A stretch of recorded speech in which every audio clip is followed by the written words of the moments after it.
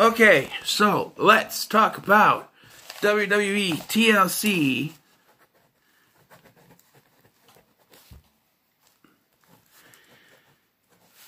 2019. Well, started out great. In that main event, I mean, I tweeted out that the main event was sort of disappointing me. Because I thought I knew, I wasn't able to finish because I ran out of characters. But, like, I thought I knew where it was going to go. But, we'll start from the beginning. The kickoff show had Humberto Carrillo versus Andrade. And I'm glad that Humberto won the match because he needed a win after all those losses. Because, well, the rumor going around is that Paul Heyman, who's the backstage, producer guy for Raw, is high on Humberto Carrillo and Cedric Alexander. But because Vince McMahon doesn't like either of them, they've been jobbing out lately. Humberto has had some solid matches, but he always takes the pin, usually. And the same thing goes for Cedric. Good matches, but he always takes the pin. And, well, I'll get to Vince McMahon when it comes to another rivalry on this list, and another match. But Vince McMahon's decisions as of late have not been going the way of the fans. I mean, he's not getting any fans. You know what I'm saying? First official match of the night was the New Day versus the Revival in a ladder match for the SmackDown Tag Team titles. Now, I wanted the New Day to win, and I thought the New Day, they just won. I know it's their 7th title, but they just won the titles back. They shouldn't lose them yet. And there was a point that I thought that Revival were going to win. There was a point where they had Kofi up off the ladder, they hit the Shatter Machine, and, Big E was nowhere to be found. And I'm screaming at the TV, come on, Xavier Woods come back, or something happened. I don't want them to win. And Big E jumped back up, and he stopped them, and eventually the New Day won. So, that works. That's great. Exactly what's needed. We have Aleister Black versus Buddy Murphy. Now, when this match was announced, I was conflicted. Because I was saying, why are they putting these two guys in the same match together? Because they both need wins on their own. And to me, there's no loser. I mean, there's no winner and there's no loser when it comes to this. If Aleister Black wins and Buddy Murphy loses, then what's that going to do for him? But if Buddy Murphy wins and Aleister Black loses, what's that going to do it for him? I mean, So, both these guys need to have different paths, not be in the same match. But, they're going to do what they want to do. Even though they say they're going to, give the fans what they want. Oh, yeah, we won a match, Aleister Black versus Buddy Murphy. Sure, fine, and it was a great match. But too soon. Because now Buddy Murphy lost the match. What does he go on to do? He's been touted as this the best kept secret or whatever. But now he's started his rivalry with Aleister Black, and he's lost right away. And so whatever momentum he had, down the toilet.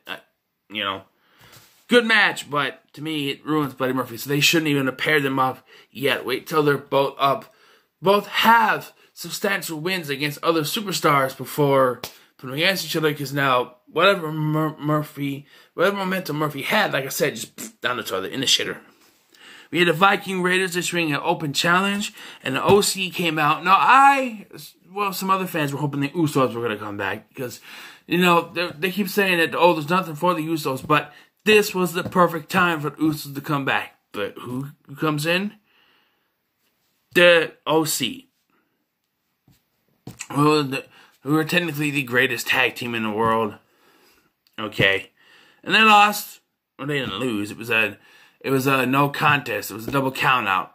Or whatever. Just, okay, fine. Whatever. That was the beginning of the downfall of the night. Even though there's a downfall, and there's something that was okay and good, and then downfall, and then main event. But, so we next had King Corbin versus Roman Reigns. Okay, this is where I cut all the shit, alright? This is where I'm gonna I'm going to call Vince McMahon out on his bullshit right here because this rivalry has been terrible. All right? From the very beginning, it has been bullshit. It has been shit. Just terrible. All right? What are we seeing with this rivalry? King Corbin calling out Roman Reigns, and someone in a dog costume wearing a Roman Reigns shirt or something like that comes out to the dog, roof, roof, roof, roof, roof, roof, roof, roof, roof. Just a puppy barking version of Roman Reigns' theme song. Then what do we get? Handcuffing Roman Reigns to the fucking ring post and pouring fucking dog food all over him. And then they come out this past week and start talking, oh, what's that smell? It must be the dog food. Even though it makes no fucking sense. You know, this whole thing, and Robert Roode in the middle of this got a wellness violation, so he's gone. I don't know whether they don't explain it. Oh, supposedly he's injured. I don't know. But this whole thing, this whole rivalry between Roman Reigns and King Corbin has been terrible. So the only thing I was hoping for is that Roman Reigns beats his ass and we're done with this rivalry for good. But no, because Vince McMahon is stuck in his ways. Okay, I've said this before. They need to fire Baron Corbin and force Vince McMahon to retire. All of Vince's ideas suck. Alright? Everything that Vince McMahon puts out there is terrible. The whole Bobby Lashley Rusev thing, we'll get to that. The whole, to the point, if I don't have anyone here to watch with me, I don't watch the shows. I watch NXT's because that's Triple H, not Vince McMahon. Alright? Vince McMahon has no hand in NXT's. That's Triple H. And that's where it should be. And Vince McMahon needs to retire and let someone else do this job because he's old and set in his ways and it doesn't work anymore, Vince. It doesn't work anymore. Dog food? No. Someone come out just like a dog? No. No. And what happens? Roman Reigns should have won the match tonight and ended this rivalry. But no, they have Dolph Ziggler and the Revival come out and screw Roman Reigns out of the match because it was a TLC match. Even though, how can you do a fucking TLC match when there's no title on the line? Because the whole point of TLC match is you gotta climb the ladder to grab the title. What are you gonna do? I was afraid of this. I was afraid they were gonna put a can of fucking dog food up there from the climb the ladder and grab it. They didn't. It's made it a pinfall, which is good because I didn't want a can of fucking dog food up there from the climb the ladder and put the dog food and then like. I'm sorry. I'm going hard with the F-bombs in this, and I'm so sorry. I hope I don't get demonetized. Please don't. I'm just, this really pisses me off, and I'm sorry. But, King Corbin wins the match because of help from the Revival and Dolph Ziggler, and I'm like, oh, this rivalry's going to keep going forever. But we got the next match, kind of cleared that off. And we got Bray Wyatt versus The Miz. Now, it wasn't Defeat Bray Wyatt, it was Bray Wyatt, And he even came out to the Firefly Funhouse theme song. My friends. And this is a friendship that will never ever, or whatever that goes. He came out to that. And, to be honest, I was big difference in this match, but I didn't see the end. Bray Wyatt won. And then the lights started to go out, and Bray Wyatt's thinking that it was the Fiend, even though he's the fucking Fiend, but okay. And and he's just going, oh, he's here. And then this hooded person, who can it be? Hits him with a running leg, a running knee. Oh, and it's Daniel Bryan, but now he's bald because he got his hair pulled out, even though obviously he shaved it, because if you got your hair pulled out, you still have hair, I don't know. And his beard is more shaved. He looks like the Daniel Bryan of old. I hope they keep it that way, because I don't like him with the freaking beard and the long hair and stuff. It makes him look like a hobo. I know he's a vegan, but come on. Why couldn't he just keep him with short hair like he was when he was Bryan Danielson? I mean, come on. Have some respect for the guy. And yeah, that was great. And then we have Bobby Lashley versus Rusev. And like the Corbin Reigns rivalry, I wanted this to end tonight. It was a tables match. Rusev should have won. But no, as Rusev was about to win, Lana gets in the fucking ring, jumps on top of him, and causes, that Lashley spears him through the table. Well, he hits him on one table, and because he... there was a part in the match where Lashley was trying to set up the table, and he couldn't get the legs to fold up. And that was what the problem was. I think he was supposed to spear him into it, but it didn't break because it wasn't set up properly. So he had to turn around and hit him in the other one, which really pissed me off. I'm like, okay, it didn't break, so Rusev can get him. Nope. Right through the table. I'm like, ugh. Pissed me off. These are the two biggest rivalries that no one likes, but supposedly the Lashley versus Rusev rivalry videos that WWE posts on YouTube are getting the most views. So I see why Vince wants to keep that up. But again, King Corbin has nothing to do with it here, but force Vince to retire. He needs to retire. He's 175 years old. He needs to retire so that someone else can come in, and do things right, alright? We get a main event, and after the lackluster of those other two matches that I didn't care for, this one alright, I'm not a big fan. No, I hate the fact that, I hate it when they do double champions. I hate it. No one should have two champions at the same time. I don't care if there's a tag champ and a regular championship. I've said before that that's okay, but really it's not. And when you got Becky Lynch, by the way, they're not even talking about the fact that she's the Raw Women's Champion. They said Becky Lynch teaming with Charlotte, and all of a sudden they're okay with teaming with each other, even though it's taking on the Kabuki Warriors for the women's tag team titles, which, okay, nothing against women of WWE, alright? But they've clearly shown us they have no idea what they're doing with these women's tag team titles, so I think that it's just better if they get rid of them, or never could have introduced them to begin with. They got two split rosters of women, right? And they introduced these women's tag team titles, which can go on any roster, not NXT's. But they never go to NXT's. Not really. They defended it once in NXT's, I think. And then, they go back and forth, but you barely have any contenders for your main women's titles on the brand. Who did Bayley face tonight? No one? You better know what to do with your women's singles competitors, and you introduce a women's tag team titles, which half the time, most of the time, they get left in the dust. And here there's the main event. When we see that again, probably never. My point is, they got so many titles they don't know what to do. They shoved the NXT title, or the Cruiserweight title NXT. They're calling it NXT Cruiserweight Championship. It hasn't changed. Big old WWE symbol on the front. And then they got the women's tag team titles, which, like I said, in my opinion, shouldn't even exist because their women's roster, there isn't enough to do with the women's roster. They ignore the NXT UK roster as it is. So, just to, and when they do show the NXT UK roster, they usually lose. I mean, Walter losing right away, and it take over. Come on. I'm a fan of Walter's, by the way. But here, so, like I said, going into this, I was sure that Becky and Charlotte, Becky and Charlito were going to win because that's what Vince wants to do, damn it. But, surprisingly, the Kabuki Warriors won. I don't think it was the spot I wanted it to be, but see, what I wanted to happen, I don't think this is what happened, but what I wanted it to end with was that it was Charlotte and Asuka climbing up, right? This is what I wanted, not what really happened. I didn't really see what happened, but I know that the Kabuki Warriors won, and she didn't have, the stuff in there. So, what I wanted to happen was Charlotte and Asuka climb up, and then Charlotte's about to reach for the titles.